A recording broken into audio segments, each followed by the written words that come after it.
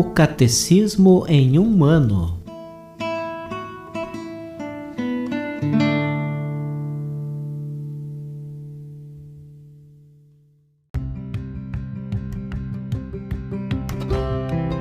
Olá, eu sou o Gabriel, seminarista da Diocese de Ponta Grossa, no Paraná. Você está ouvindo o podcast O Catecismo em um Ano. Vamos ler todo o Catecismo da Igreja Católica ao longo de 365 episódios. Estamos utilizando a tradução em português apresentada pela CNBB em 2013, baseada na edição típica em latim. Baixe o plano de leitura por meio de um link que você encontra na página do Instagram, @ocatecismo em um ano, ou na descrição deste podcast.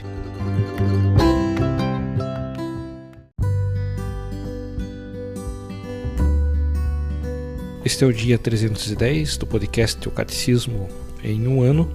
Neste dia nós leremos dos parágrafos 2437 ao 2442.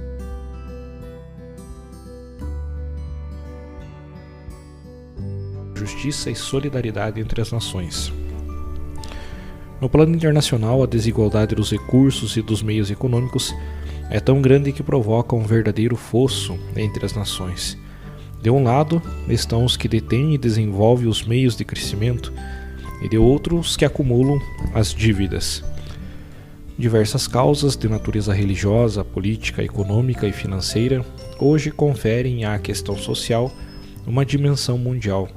A solidariedade é necessária entre as nações cujas políticas já são interdependentes. É ainda mais indispensável quando se torna preciso deter os mecanismos perversos que impedem o desenvolvimento dos países menos avançados. Urge substituir os sistemas financeiros abusivos e mesmo usurários, as relações comerciais iníquas entre as nações e a corrida armamentista por um esforço comum no sentido de mobilizar os recursos para objetivos de desenvolvimento moral, cultural e econômico, redefinindo as prioridades e as escalas de valores. As nações ricas têm grave responsabilidade moral para com aquelas que não podem garantir sozinhas os próprios meios de desenvolvimento ou foram impedidas de fazê-lo por trágicos acontecimentos históricos. É um dever de solidariedade e caridade, é igualmente uma obrigação de justiça se o bem-estar das nações ricas provém de recursos naturais não foram equitativamente pagos.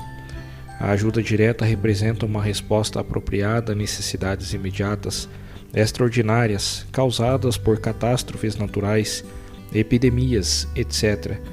Porém, ela não basta para reparar os graves prejuízos que resultam de situações de miséria, nem para prover permanentemente as necessidades. É necessário também reformar as instituições econômicas e financeiras internacionais para que elas promovam melhor as relações equitativas com os países menos desenvolvidos. É preciso apoiar o esforço dos países pobres que buscam seu desenvolvimento e sua libertação. Esta doutrina deve ser aplicada de maneira muito especial no âmbito do trabalho agrícola. Os camponeses, sobretudo dos países menos desenvolvidos, constituem a massa preponderante dos pobres. Aumentar o senso de Deus e o conhecimento de si mesmo é a base de todo o desenvolvimento completo da sociedade humana. Este desenvolvimento completo multiplica os bens materiais e os põe a serviço da pessoa e de sua liberdade. Diminui a miséria e a exploração econômicas. Faz crescer o respeito pelas identidades culturais e a abertura para a transcendência. Não cabe aos pastores da Igreja intervir diretamente na construção política e na organização da vida social. Essa tarefa faz parte da vocação dos fiéis leigos, que agem por própria iniciativa com seus concidadãos. A ação social pode implicar pluralidade de caminhos concretos, terá sempre em vista o bem comum e se conformará com a mensagem evangélica e com a doutrina da Igreja. Cabe aos fiéis leigos animar as realidades temporais com zelo cristão e comportar-se como artesãos da paz e da justiça.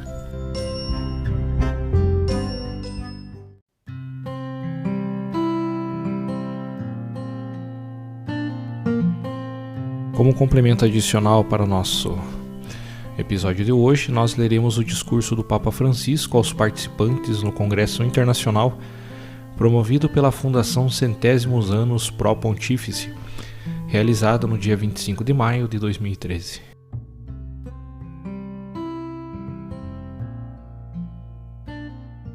Senhores cardeais, venerados irmãos no episcopado e no sacerdócio, ilustres e queridos amigos, bom dia a todos.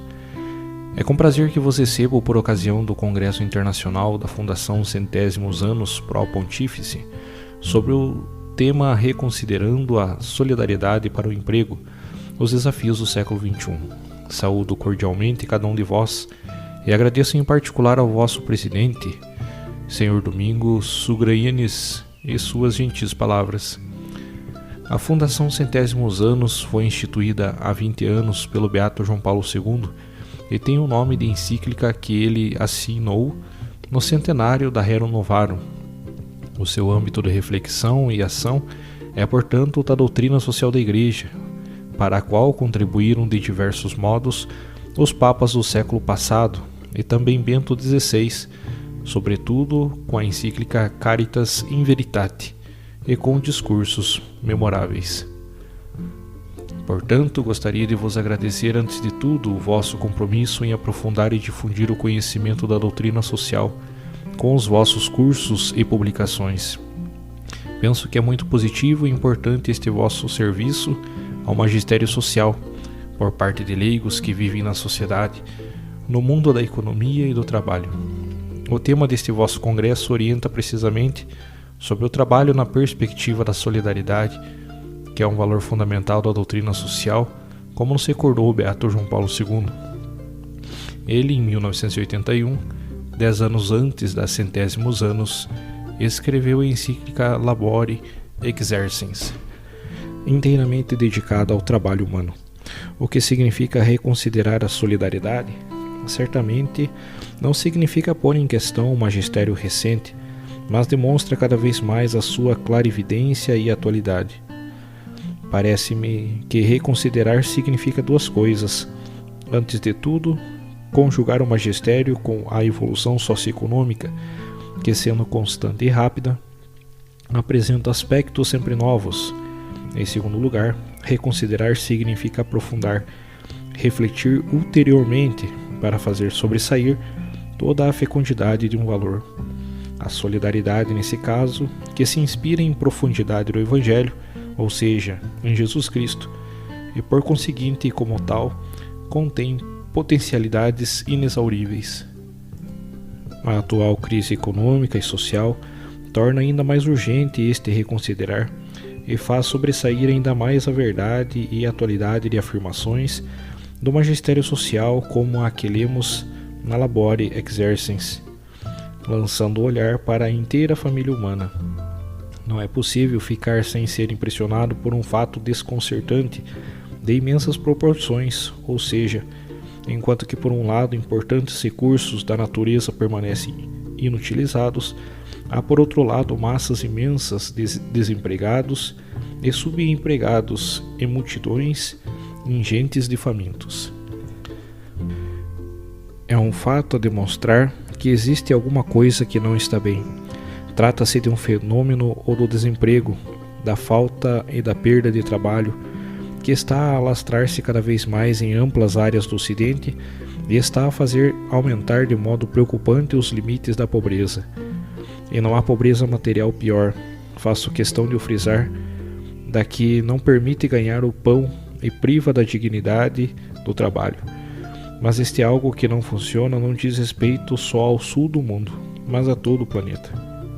Eis então a exigência de reconsiderar a solidariedade, não já como simples assistência aos mais pobres, como consideração global de todo o sistema, como busca de vias para o reformar e corrigir de modo coerente com todos os direitos fundamentais do homem, de todos os homens. A crise atual não é só econômica e financeira, mas afunda as raízes numa crise ética e antropológica. Seguir os ídolos do poder, do lucro, do dinheiro, acima do valor da pessoa humana, tornou-se norma fundamental de funcionamento e critério decisivo de organização. Esquecemos-nos no passado e ainda hoje, acima dos negócios, da lógica e dos parâmetros do mercado, estão o ser humano e algo que se deve ao homem enquanto homem, em virtude da sua dignidade profunda. Oferecer-lhe a possibilidade de viver dignamente e de participar de modo ativo do bem comum, Bento XVI recordou-nos que qualquer atividade humana, também a econômica, precisamente porque humana, deve ser articulada e institucionalizada eticamente. Devemos voltar à centralidade do homem, a uma visão mais ética das atividades e das relações humanas, sem o receio de perder algo. Queridos amigos, obrigado mais uma vez por este encontro e pelo trabalho que desempenhais. Garanto a cada um de vós, à Fundação e a todos os vossos entes queridos a recordação na oração e abençoo-vos de coração.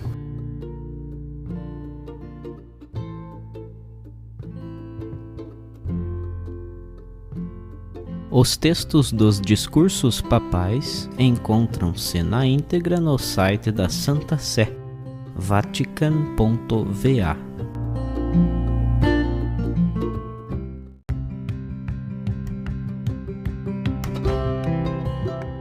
Você acaba de ouvir mais um episódio do podcast O Catecismo em um Ano. Continue nesse bom propósito de aprofundar o conhecimento e a vivência da fé católica e procure participar da sua comunidade. Rezemos por todos que estão fazendo esse caminho de leitura do Catecismo. Até amanhã!